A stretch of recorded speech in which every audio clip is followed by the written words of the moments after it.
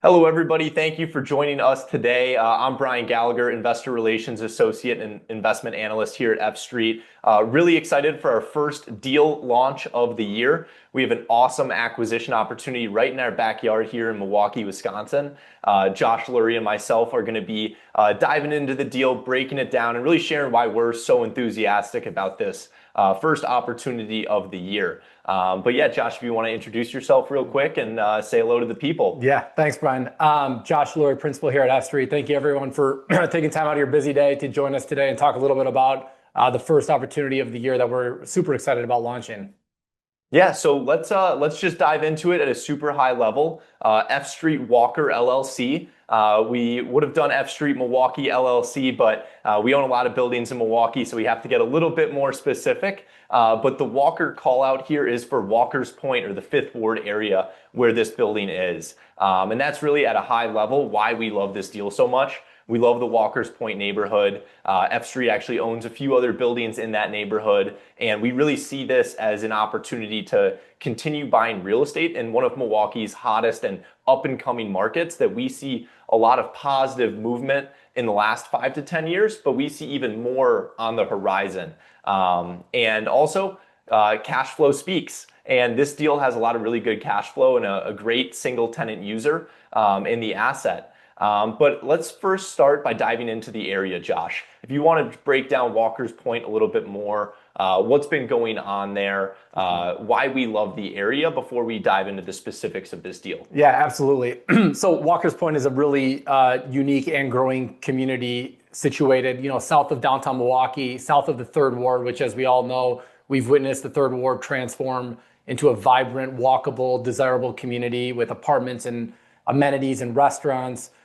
Directly south of downtown Milwaukee. And then further south, we have Walker's Point and Bayview, right? So Walker's Point in the last 5 to 7 years has seen significant amount of growth in the apartment and the hospitality space, offices, and is really a nice, eclectic, really fun, cool area that's walkable, that has great amenities, especially for an office user like the tenant that we have in our building here and our partner. So at a high level, we're really excited about the location, right? Location in real estate, that's always important.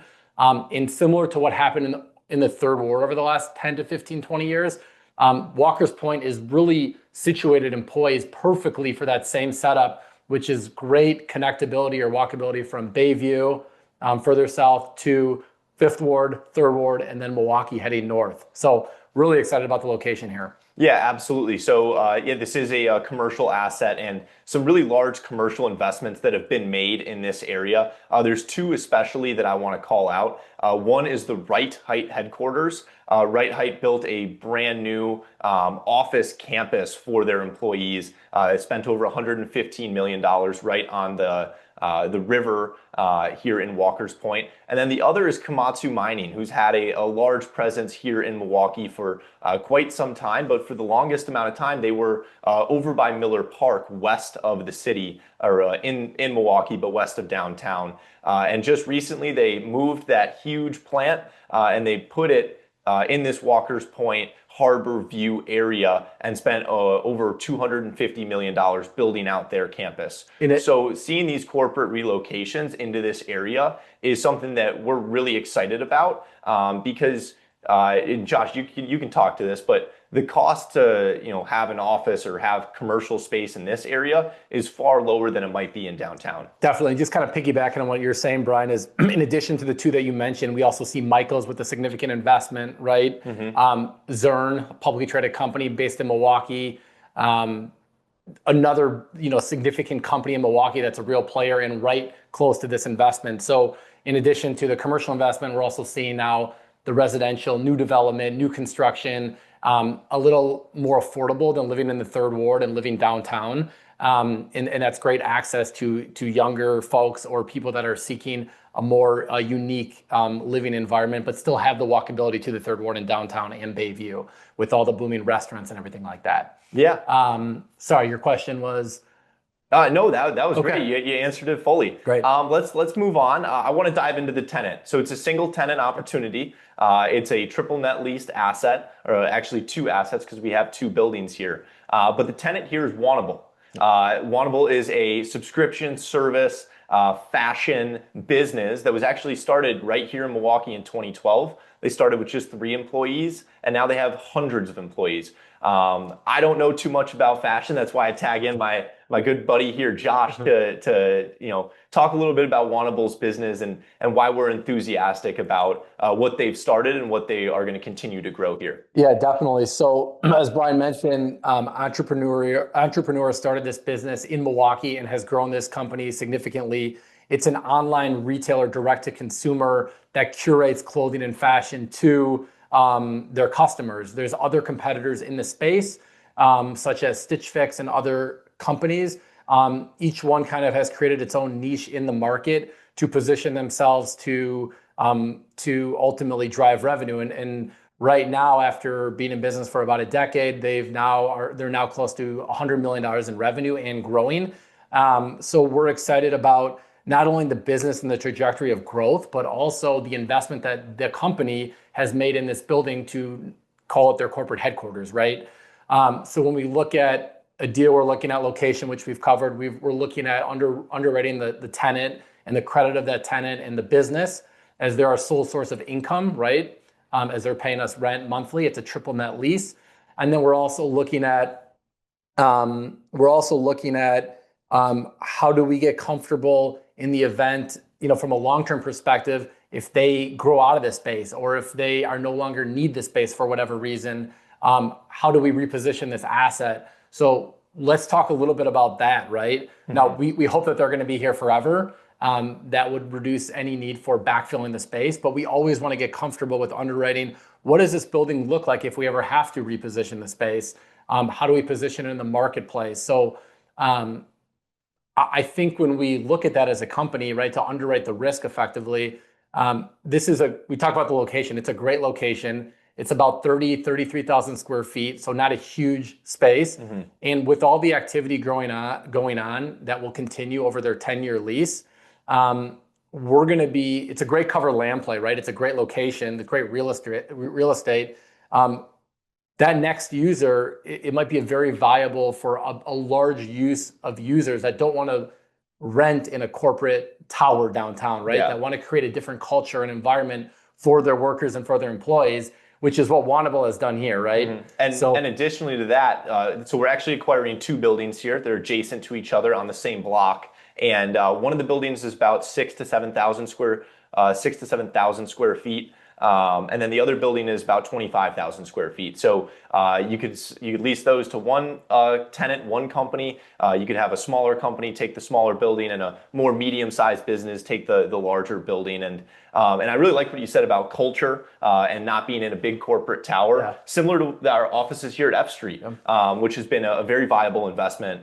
We own our office building. We have a brewery in one half of the building, and then we have 7 office tenants in the other half, including us. And it's a different vibe. It's a different feeling than being in a big office tower. And that appeals to different types of users as well. So being in that hot next area of Milwaukee is a big piece. And then also having the physical assets with kind of the older industrial charm to it is another piece. Definitely. And just to add on to that, I'm glad you brought that up, Brian, but another nice piece about this asset is the actual tenant and the seller of the asset invested heavily in this building. The cost to replace a structure like this would be considerably more than what we're paying, meaning our basis in protecting our downside risk. We're into an asset that's difficult to replace for the same cost. And ultimately, this tenant is providing 10 years of cash flow, right? So as we talk about it, this is great for the investors out of the gates. We have predictable cash flow. It's a cover land play because this area, as it continues to mature and grow over the next 10 years, maybe it continues to be Wannable's headquarters beyond that. But if not, we would reposition this and release it, or it would take a new form in the marketplace, right? We don't know that today, right? Yeah, absolutely. And you said something, I want to take that and run with it now. Predictable cash flow. That's really what this deal is all about. Through the first 5 years of this investment, we're projecting that predictable cash flow to average out to about 10.8%, 10.9%. In the first year, it's going to be at about 9.2 to 9.3% cash on cash. So a piece of that's going to be that 7% preferred return, and then another piece of that's going to be a return of your invested dollars into the deal. Why is this deal such predictable cash flow? Well, part of it comes down to the lease structure. This is a true triple net lease, which is something that we look for in all of our assets. Not to say that every asset does have a triple net lease, but it is a benefit. It helps protect the investors against rising costs because the tenant pays for all operating costs, all taxes, and insurance at the property. Do we have a question in the chat? No? All right, we're going to keep going then. So we know what the tenant's paying for with their rent and their triple net expense reimbursements. So that gives us a really good idea of our revenue and our net operating income. Now, the next piece is the debt, right? We don't just buy these things with all cash. We leverage it up. We're leveraged about 65% here. We're using a trusted relationship lender, and we have a term sheet with them and are just pending a final investment committee review from them. We've used this partner several times, and they've always been a great lending partner of ours. But Josh, if you want to dive into the debt a little bit and how that kind of lines up with our business plan, helps protect investors from risks and sets us up for that predictable cash flow. Yeah, absolutely.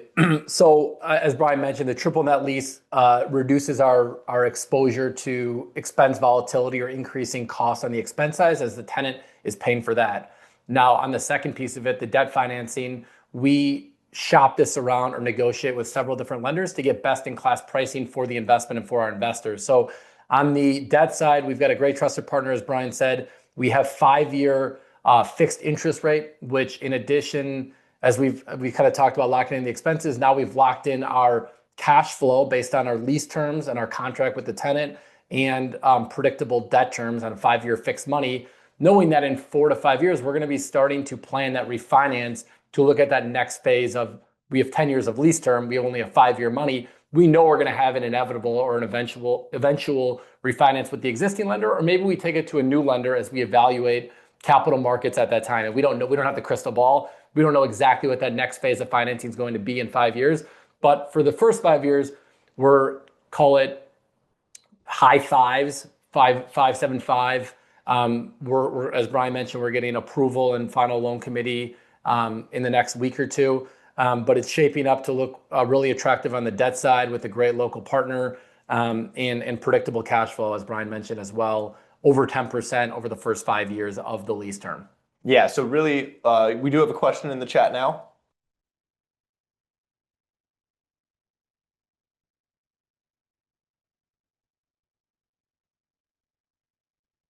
Yeah, that's a great question. We do actually have a lot of lease comps in our investment packet. There is an investment packet link in the chat on the Zoom call here. It is also found in the investor portal, and we can always send you a copy of it. But yeah, it's a great question. Lease comps. Where's the lease rate at currently? Where are similar properties signing leases at? So our lease rate starts at $18 a square foot, triple net.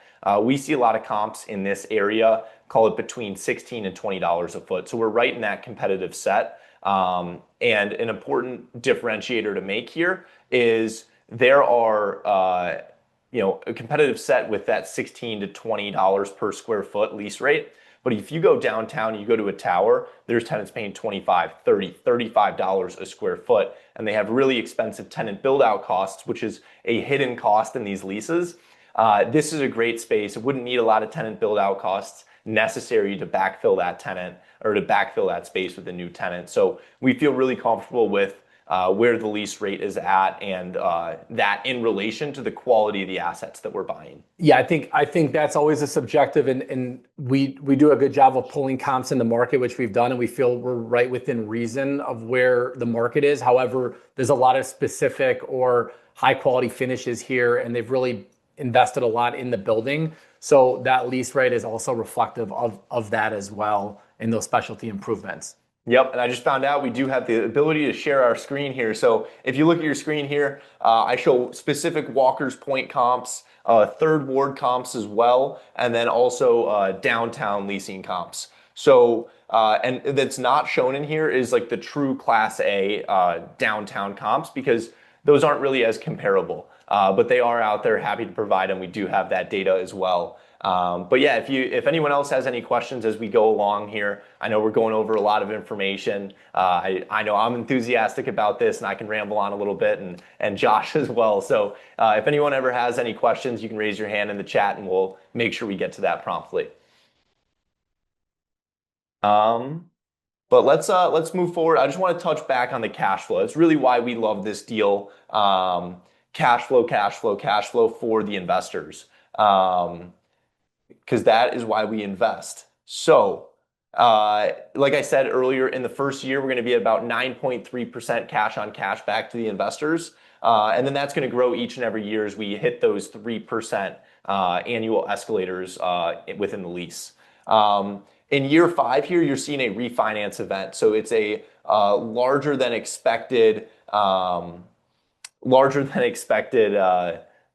distribution due to that refinance. So with the base rent increasing each and every year, what we see is the banks then value our building at a higher valuation.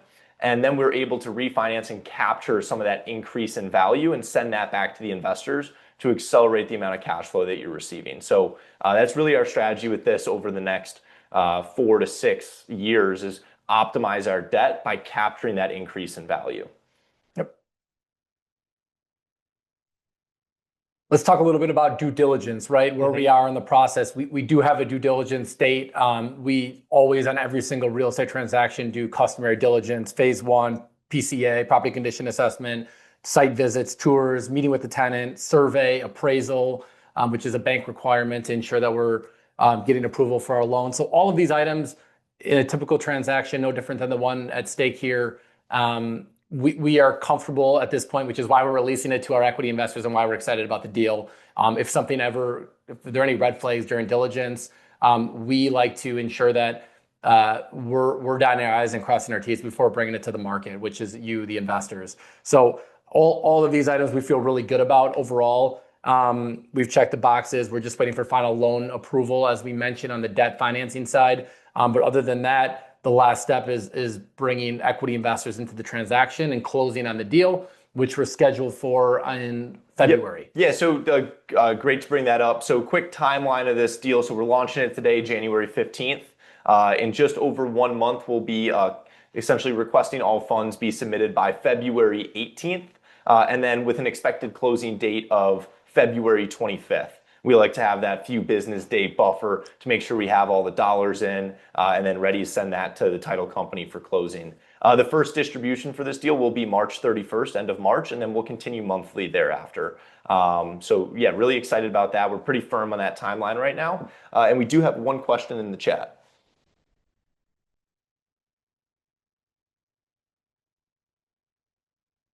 Great question. Great question. The question was how do we find this deal and why shift away from industrial acquisitions? So when we look at our investments, we look at it within, call it 3 main buckets.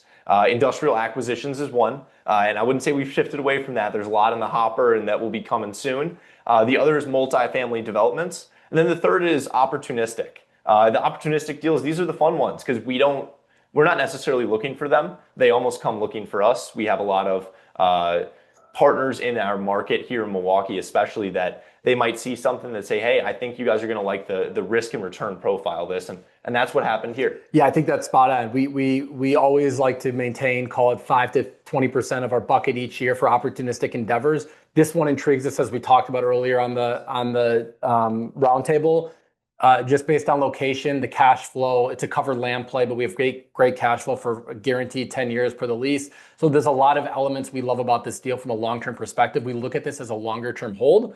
Now, as Brian mentioned, there might be a liquidity event in year 5. We know that we're going to have to refinance the asset, still with 5 years left of lease term, but a much higher net operating income, a higher value based on an income approach, and an ability to leverage up that asset a little more, and then provide some liquidity back to the investors at that time. So there's a lot of, when we look at our opportunistic bucket, it checks a lot of items from a local standpoint, from a cash flow standpoint, from quality of asset standpoint that we really like, that we like to maintain some optionality. But to answer your question, the core business still remains industrial acquisitions, multifamily, public-private partnership investments in Wisconsin and the Midwest. Absolutely. And we do have some more questions in the chat. Yeah, it's a great question. This is still a slightly preliminary. Sorry, I have to repeat the question. What can I expect in terms of depreciation per $100,000 invested?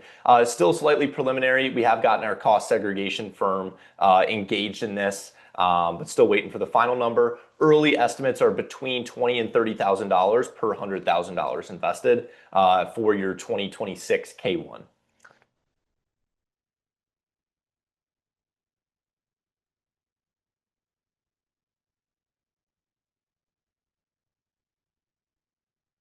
Yeah, so that's a great question. The question is about the cafe space within the asset. Is that F Street's responsibility? Is it Wannable's responsibility? So Wannable is leasing the entire asset from us. Wannable has in the past subleased a cafe space. Most recently, it was a co-working and cafe space to drive traffic and drive creative minds, into their building, to share a little bit about their business and just to have a collaborative energy, I think, throughout the building and activate some retail space that is there. The cafe is not critical to our investment thesis. Our investment thesis is based on Wannable as a tenant, and it's based on the quality of the asset and the location. So it's not critical to our business plan. If they have a successful cafe operating in there, that works for us. If not, and it's just their corporate headquarters and main office space, that's great as well. So not critical to the overall business plan. To clarify, the income from the entire building, which is inked in the lease, that space, that small retail space, is included in that income, and we'll be receiving that. F Street Walker LLC will be receiving that as the landlord. It doesn't impact our cash flow at all for that 10-year period of time. As Brian alluded to, there might be a chance in the next 1, 2, 3 years where they kind of group that space into more of their core business activities. To be determined. In 10 years from now, if they're still the tenant, they'll continue paying on that space. If they're not, for whatever reason, as the area matures and ripens, we will maintain optionality as to best position that space for lease, or maybe a future user might want that space for their own business needs and operating needs. Yeah, absolutely. Yeah, great question. The question is, what is the purchase price? So I'm actually going to pull up on the investment packet here. Right here. Here's our sources and uses. So 7.5 million is our all-in purchase price. All-in cost is about 7.8, 7.9 million. We're raising 2.25 million in equity, and then the rest of it is coming from the bank. So 5.625 million from our trusted lending partner. Yeah, also a reminder on the investment timing can be found on this slide. And then the investment structure. So this is I gotta go back right here. So this is our pretty traditional investment structure for these acquisitions. We're going to pay 7% preferred return. That gets paid, that 7% is based on the dollars you have in the deal. So if you invest $100,000 and let's say if we're only paying the preferred return, you're getting $7,000 a year. Now this deal, we're projecting about 9.3% cash flow in that first year. So we're going to pay that 7% preferred return current each and every period. And then we're also going to return additional capital, which is then going to be the new basis of that 7% preferred return. With all F Street deals, 100% of cash flow goes to you, the Class A investors, until all preferred returns have been paid. And all of your initially invested capital is also back in your pocket. So 100% of the cash flow goes to the Class A investors until those two conditions are satisfied. And then at that point in time, it'll split 50-50 cash flow, where 50% goes to the Class A's and then 50% goes to the Class B partnership in the deal. Yep. If anyone has any other questions, I think that's a really high-level overview of the deal, and thank you for joining and participating with the questions. We always appreciate it. But Josh, if there's any closing remarks that you have, any final why invest, why we love this deal, I guess the floor is all yours. Yeah, thanks, Brian, and thank you everyone for joining today. This is meant to be an introductory, lesson or discussion about this opportunity, which we're excited about. I think we've kind of hit on these. I don't want to be redundant, but love the location, love the covered land play. Love the maturity of this neighborhood that we continue to see and communities, apartment developers invest in this community, restaurants going there. So really excited about the trajectory of growth in this market over the next 5, 10, 15 plus years. And we've got a great local business and an opportunity to have cash flow out of the gate, strong cash flow over the next 10 years. So if you have any questions at any time, me, Brian, our entire investor relations team, we're happy to hop on one-on-one calls, talk through numbers, specifics, any follow-up questions, dive into the taxes, depreciation, and those are all really good discussions to have. So I think we'll leave it there.